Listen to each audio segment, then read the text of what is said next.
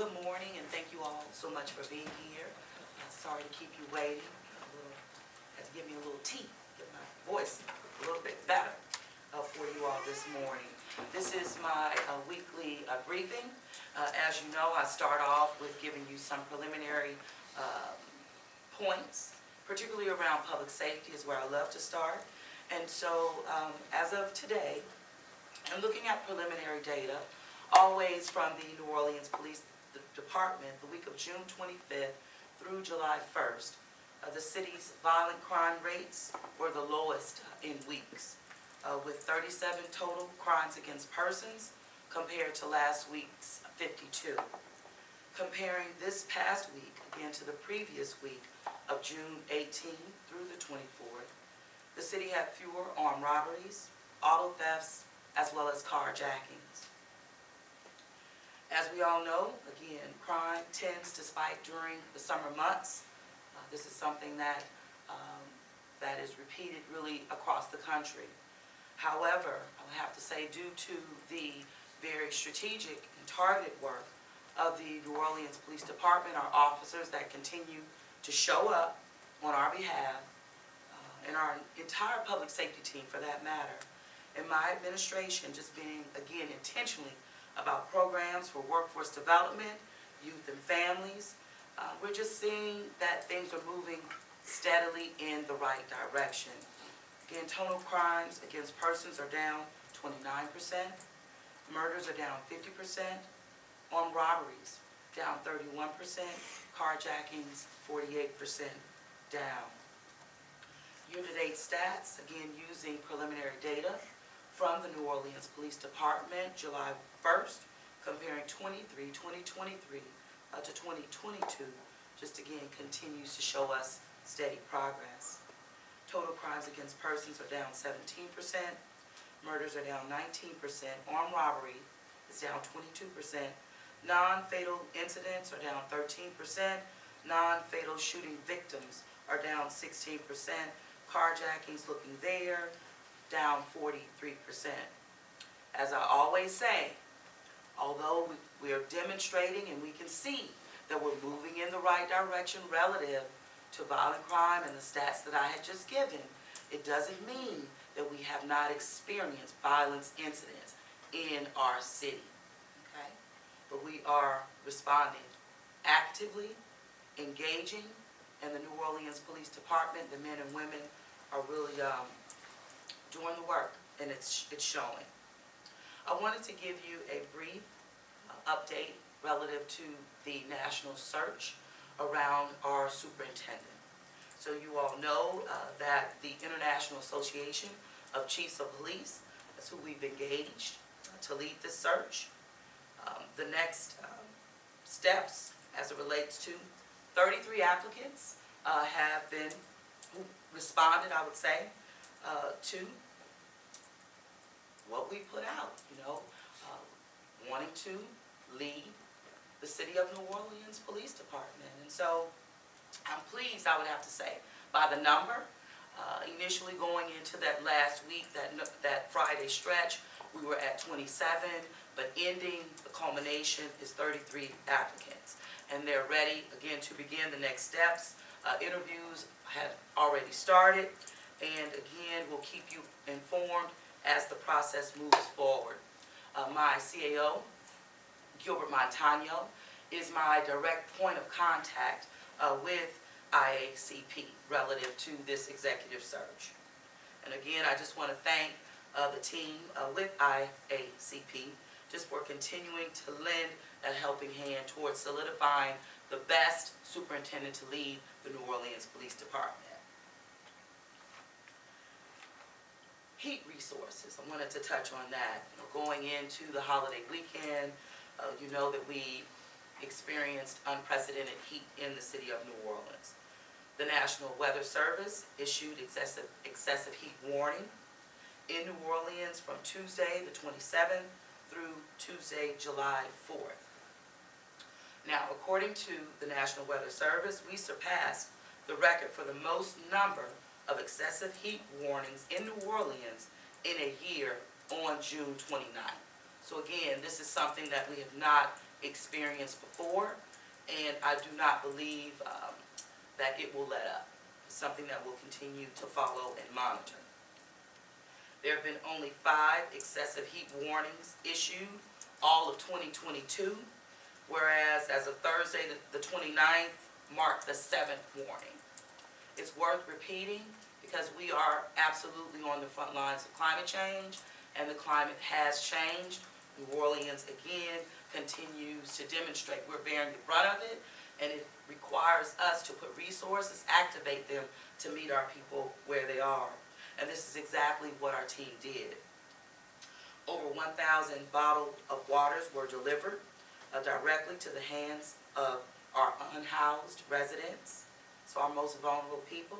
And this is through the Office of Homeless Services and Strategy, along with the New Orleans Health Department and our partners that help us on the ground, like NORD-C. NORD-C coordinated the use of Rosenwald in terms of the annex building as an overnight cooling center that we did use, and we started to use it on Thursday, June the 29th, again for our unhoused residents.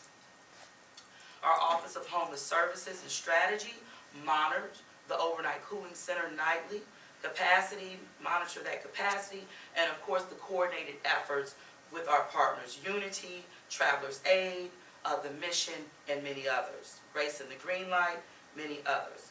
Transportation was provided, and of course, when it was needed, we were right there on the spot. They housed an average of 6 to 9 residents on each of the 4 nights that the shelter was open. The cooling center was open. NORD also opened 6 pools on yesterday. Thank you so much to our dedicated team and staff of NORD-C and the leadership there across the board, and the continued support of all of our commissioners. The pools were open yesterday from 9 a.m. to 2 p.m., and this was the second year that NORD had to open the facilities on July 4th. I just want to thank all of our lifeguards for stepping up, making themselves available. Even those, I'm thinking about one of my young men going into 11th grade, St. Aug, and I encouraged little James to become a lifeguard. He said, "You think I can do it?" I said, "Absolutely you can do it." Went through the certification process. James worked yesterday. I talked to him. He said, "Man, you know, it's just, he loves it." But he is just an example of how we've given opportunity, our young people responded to it, and we're able to meet our people where they are. So thank you to NORD-C, and thank you to all of our folks who just answered the call to serve as lifeguards in the city of New Orleans. I also wanted to just touch on the Essence Festival of Culture and overall the 4th of July weekend. We saw hundreds of thousands of visitors for the 29th annual Essence Festival of Culture. Now, you know, the real data will come, I would say, in the next week or so as Essence crunches their data, analyzes it, and of course shares it with the city of New Orleans, and for us to also look at our preliminary or in-house data as well. But we know that last year Essence saw and brought over 500,000 visitors, and we knew that the economic impact was over $300 million. We know that this festival, our hotel occupancy saw 90%, and again, we just saw people at Convention Center. The largest footprint at the Convention Center was this year, so we're just very happy that we pulled it off. 2023 is in the books, and now shifting to 2024, which always brings an opportunity to be better, to do better. So we've all started our after action reports, and that will be built into how we move and how we strive for greater progress moving into 2024. I did want to touch on this weekend as it related to the city of New Orleans and the Baldwin and Company. The city of New Orleans did not shut down any event relative to Essence, and absolutely that of Baldwin and Company. I know that Essence has dropped their lawsuit, and while this event, in terms of its cancellation, as well as the miscommunication, was unfortunate, but the city of New Orleans and Essence, we remain committed to uplifting and working with local businesses as demonstrated throughout the festival. And again, always an opportunity to go deeper, to do better, and that's something that we have pledged to do. Communication is key. In addition to the hundreds of thousands of visitors, this is something that I'm really excited about because I've seen this not only start, but scale under my leadership as mayor. And that is tied with the Essence Festival of Culture, but what they bring in, meaning that national and global draw of dignitaries, journalists, celebrities, corporate sponsors, the Vice President of the United States, Oprah Winfrey, and the like.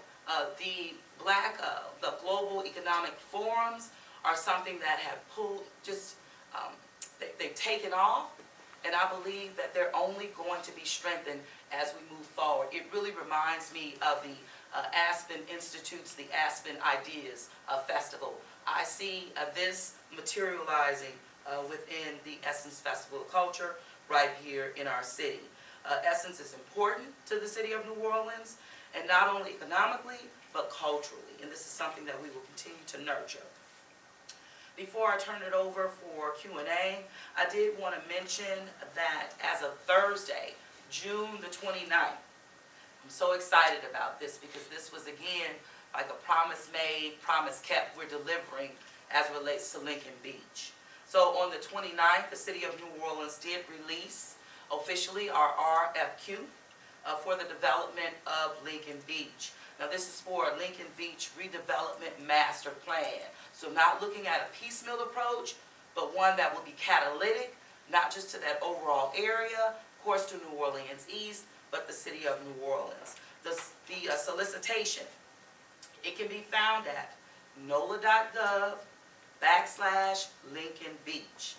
This, again, significant site has been closed for far too long. You know, we've been listening, learning, and as a result of that, an RFQ is on the street for the full redevelopment master plan Lincoln Beach. I just want to thank, my team for making this happen. And I also just have to I love to reach back those leaders that have been with me from the start, and those who made a commitment from the start and said, I'll give you a full term, like Ramsey Green, my Deputy CEO of Infrastructure. Ramsey was the lead point on making Lincoln Beach happen, even as it relates to Gordon Plaza, developing the project that got us moving forward to even initiate buyout. So it's always a team effort. I bring my people along, those who started, those who continue to serve this city, and I'm just proud of the work that we continue to demonstrate to do. So with that, John, I'll turn it over to you. Did you have a question? Yes. Good morning, Mayor. So with the extreme heat that we've been seeing, we heard that several of the libraries are closed because the air conditioning is out, and even the 6th District Police Station, they don't have air conditioning. So I'm just here to ask, what's the issue, and what's the plan? Sure. Yeah. So the overall issue, I would say, is our facilities. I have been talking about public facilities for a long time, but particularly our older buildings. Even some of the newer, when you talk about these temperatures, the impacts that it has on your utilities, the HVAC systems, this is something that we have been seeing overall. Not just, of course, in the city, but throughout, yes, our city. The older buildings, not just, we have the courthouses, for example, you have the NOPD headquarters, you have the evidence and property complex, you talked about multiple libraries and some district stations as well, and others, I would have to say, that the heat has had a tremendous impact. As well as, when we've gone without making routine maintenance a priority for city government overall, meaning one decade to the next. This building, an example of that. It's not about we need something fancy, we need something healthy, we need something that can respond to the needs of this city, like climate change, like heat. And so what we're doing about it? One, we are holding the current vendor accountable, but we also recognize that there is a lack of capacity. So with that, we we've had to extend the process or move forward a process to acquire additional vendors relative, to provide services to the city of New Orleans for our HVAC systems and even our elevators, for example. So this is just a step or steps that we're taking to ensure that we have multiple vendors that we can call on so that they can, one, have the capacity to therefore fix these issues that we have in multiple locations. So capacity continues to be an issue, and we're working through the governmental process that we have to secure a contract to do the work. WDSU? Good afternoon, Mayor. I have a question about the city's Job One program, where teenagers are working with you all, during the summer. We've actually had some complaints from parents and the teams that they've been working for a few months now, but haven't been getting paid on time. Sure. Could you confirm that? How long have they been working there, and if this is happening? Sure, so clearly not for a few months, right? It's, what, July 5th, okay, and they started June 5th, so, okay, to clarify that. There was a glitch in our ADP system relative to them getting paid on their first check. So not everyone received their first or full complement, right, in terms of their first check. The glitch has been dealt with by finance, of course, in collaboration with Job One. And so this next check, the young people will get their full complement. And so like everything, when you're working a job, right, it's happened to me, and there's been a glitch or for some reason you don't get your full complement on your check. It does have an impact, like wow, maybe you're planning for something, but you know what, it gets worked out, you get your full complement. And I'll just tell my young people, and I tell my parents too, just, look at it like a savings. We're building it up for you, so when you get your full infusion of cash, you'll have a little bit more to work with, and it may go a little bit deeper. So again, very sorry, right, about some fortunate about the glitch, financial glitch in the system, but it has been worked out. And so the good news is that we were able to hire our young people for the city, throughout the city. We were able to give them something constructive to do.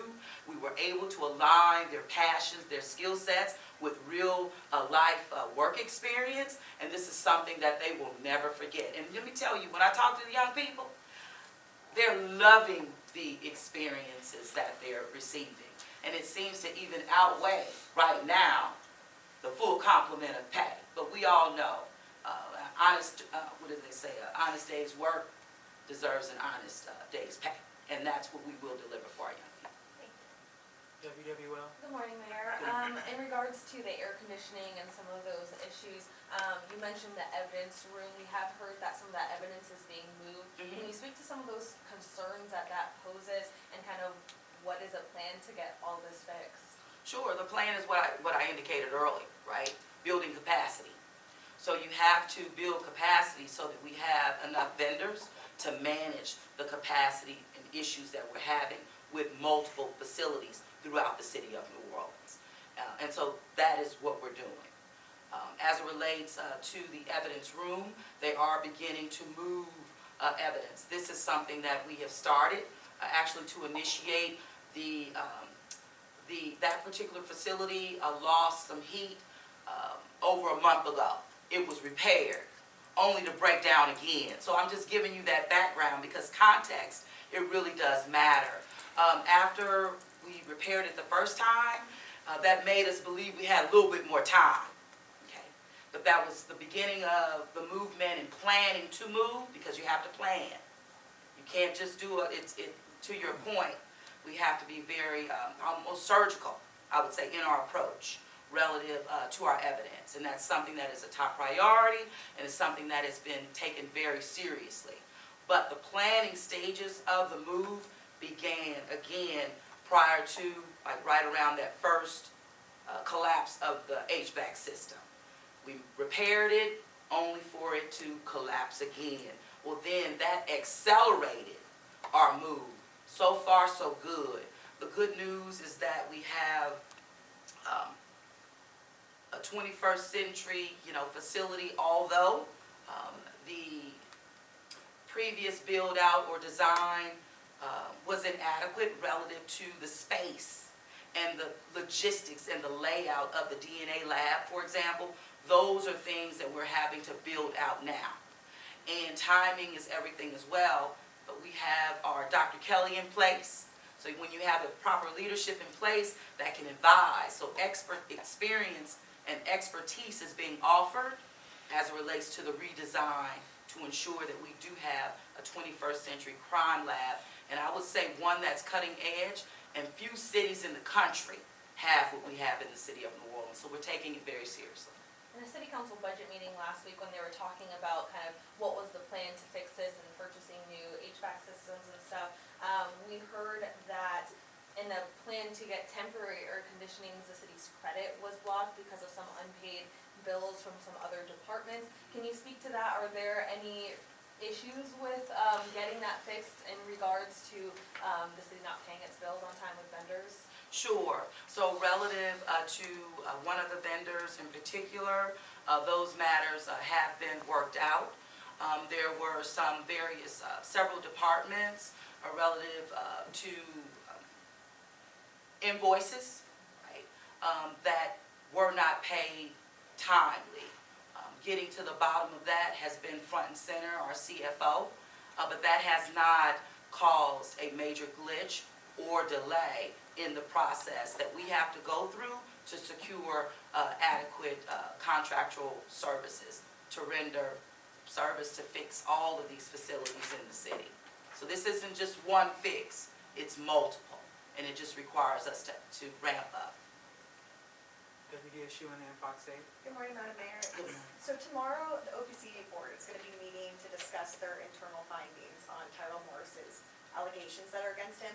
If the board does find that those allegations are true, that he did alter documents, would you support his suspension or being let go? Well, I don't do hypotheticals, but what I will say is that my public safety team, which is the board of OPCD, I'll continue to lean on them as I have since day one, being mayor of the city of New Orleans. They have not steered me wrong, and you know what? I'm not going to allow that to happen. I'm going to continue to lean on the experts like I've done every single day, and we'll cross that bridge when we get to it. So if they do decide to terminate him, you would totally back them? Like I said, let them have their meeting, let them go through their process. At that time, they will make recommendations, they will advise me, and I will support them. Right now, it's all hypothetical. Thank you. Fox 8. Hi, Mayor. I have a question. First question is on the Rampart streetcar line. As you're aware, it's been closed for a few years now. RTA originally had said that they were planning on reopening, I believe, this fall, and they told us that it's been pushed back now to next year. We've heard from at least one city council member who says that as far as he's aware, could have some issues with permitting on the RTA side, getting permits. So I wonder if you could speak to that, and then I'll let you answer that first, but then I have another question follow-up on Hard Rock. Okay, so relative to the streets, it's going through the process of design, right? So right now, it's about 90% design. Based on that, that's with the A&E, your architecture and your engineering. And so from your design, then you also get it back out there for construction. So that's the time frame, meaning it takes time. You have to put it out on the street, you have to wait, for responses, they have to be vetted, and that's the real meat, I would say, that's eating up the time. But 90% design, which is a good thing, it will then go out, again, for bid for construction, we'll know what those costs will be, but it's moving along. And then my other question was on the Hard Rock site. What is the status of I know that the court appointed a mediator, I believe, last fall. We haven't heard anything more on that. I wonder if you know what the status is of any potential settlement being reached, and what the potential future of the site could be, or any kind of updates. Well, the site is privately owned, okay, and they're working through the legalities relative to the collapse. That's really all I have to give you right now, but I'll get my team to follow up just with more information if we have that. Our focus from the city's perspective is wanting to make sure that the streets around it, that infrastructure around it is sound and solid, because that will have an overall impact even about, what will be redeveloped on that site. So we're wanting to make sure we do our portion right. Axios, did you have a question? Hi, yes, Mayor, I have two questions. So for the clean zone ordinance, how many times was that invoked during Essence? And who was Clean responsible? zone and vote, what are you saying? So, I guess that's part of my second question. Okay. Who was responsible for initiating claims? Like, so some of the stuff that I was reading was saying that, you know, when this was initially put forth for the Super Bowl, it was to keep unpermitted vendors from selling drinks or anything else out in front of the Superdome. And so is that something that the organization like the Super Bowl or Essence would then report to you or the police to enforce it? Or is that coming from officers out walking the streets and saying, hey, you know, where's your permit, and you don't have it, and then enforcing it then? Well, it's code enforcement. Now, as it relates to clean zones, they're not new to the city of New Orleans. We have them, and we really have to have them in place when you are hosting large-scale events, such as your Super Bowl, such as your NCAA, such as your Essence Festival.